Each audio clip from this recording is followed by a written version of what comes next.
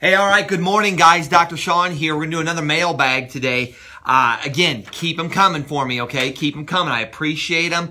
Text us, email us, catch us on Facebook, anywhere you can. If you have a health concern, a health question, something you want to ask, by all means, send it in to us because we're going to try and help you out. Now, the only thing I ask, like it, share it, give it out to your friends and your family. We're trying to create a healthcare movement. We're trying to teach people what it's all about to truly get their life back, to truly be healthy. So if you can follow that, I'm going to help you out. So here we go. All right, young man asked me some questions. Say, Doc, I'm hearing a bunch of stuff. I listen to your show on Saturdays, our radio show we do every Saturday morning. He's been through our weight loss programs, done several rounds several years ago, kept most of his weight off. Good job there. He says, I have a question for you, though. Recently, I heard that lectins are bad for you. All right, so let's go through this. Lectins, guys, are a protein. They're a protein that you find in food. They affect different things. They're not easy to digest. That's the big key here.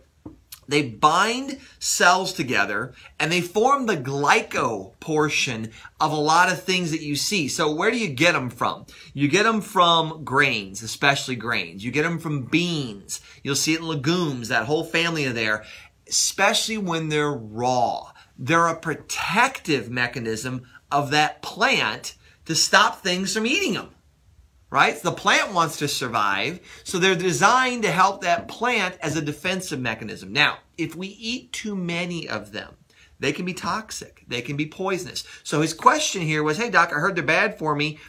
Tomatoes, peppers, things of this nature. Should I avoid all these things? All right. The lectins in a tomato aren't that high. Okay, not even close to what they are in your grains and your legumes, like red kidney beans are loaded with these. So as a rule of thumb, you don't have to avoid all these things. You just have to know how to prepare them. And that's really the key to this. So when you're looking at it, you think, okay, raw grains, legumes, raw. Raw bothers us. Our ancestors thousands of years ago figured out that, look, raw nuts, if you eat too many of them, can be harmful to us. Raw beans can hurt us. Raw grains can hurt us. So they started cooking things. They started soaking things, soaking it in water, cooking things, fermenting things, eating the sprout before the plant has a chance to evolve into its full form, lowers the lectin count. So as far as lectins go, don't get too many of them. Don't run and, oh my God, the sky's falling, and be afraid of them, but respect them for what they can do. You know they come from raw grains and legumes primarily. All right, don't eat a lot of those things. And if you're following my nutritional advice, you're not putting a whole lot of grains and beans in your diet anyway, are you?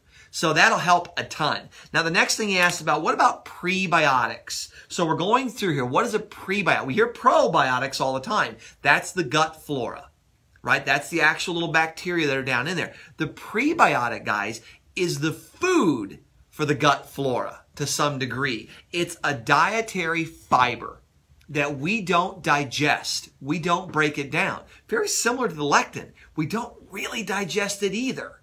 And so if we don't digest these things, then they either pass through, or if your digestive system's in trouble, they can leak back inside and cause immune responses and challenge the body. So when you're looking at prebiotics, you start thinking, okay, we don't digest it. It feeds gut flora. It keeps that healthy.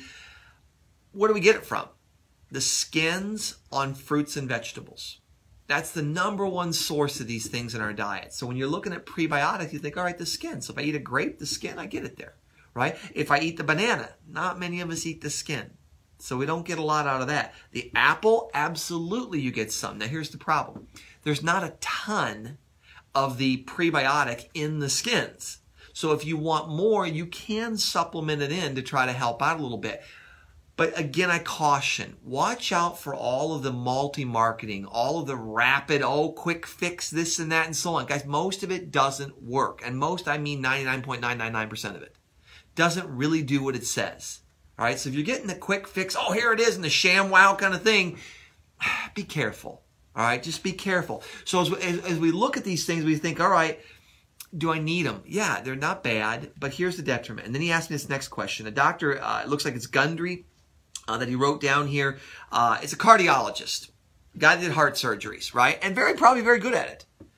all of a sudden now we're talking nutrition, and I'm okay with that. He's like, hey, I saw this throughout years. I had trouble with weight. He's got an infomercial and all that stuff.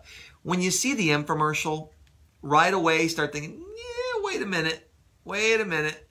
Because I'm a physician. I've been doing this for 20 years. When I discover something, do something, I share it with my other physicians. I don't run to the population and say, hey, I got this magic secret that nobody else has ever figured out, and I'm going to help you. I share it with my other doctors first and say, guys, let's help our patients in our community, because they're already seeing lots of people. So that gets me a little weary when I see that. Now, I went online, I'm looking it up, a lot of poor reviews. A lot of gas, a lot of bloating, a lot of distension. Oh, prebiotic.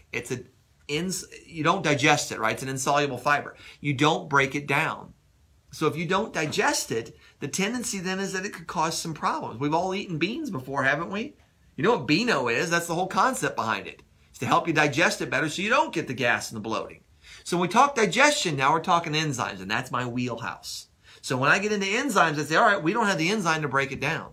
And that's really the same problem you run into with the lectins. We lack the enzyme to break it down properly. So we go through this, and although the guy's claiming to be a superfood, it's meant to feed the good flora.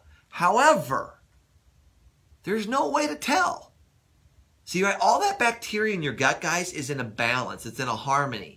So if you eat fermented foods and sprouted foods and you go after things, kombucha and yogurts and things of this nature that are fermented and made the right way, if you do those things, then that helps your flora, that helps your prebiotic concept, it helps all of that. But if you try to do the quick fix, sometimes we get burned. So the key is homeostasis. That's the word I like to use in practice. Maintain balance inside. You can throw it off when you're trying to push the body a certain way without understanding the whole. I run an integrated urinalysis panel. All right, it's the lab that I do. It tells you exactly this is what your body's digesting, this is what it's not digesting, this is what it's missing. That's it. All right, it's foolproof. It's a phenomenal test. It is my go-to. It's my gold standard that I follow. And then, guys, I do enzymes. Enzymes digest food. Enzymes support absorption. Enzymes are your immune system. So they digest your food and they're your immune system. I make sure that if I'm going to put all these supplements in there, I better be getting something out of it. So I hope that helps you guys. I hope this is a good mailbag segment for you. Make sure you like and share for me if you can. I'm Dr. Sean, the Robin Hood of Healthcare.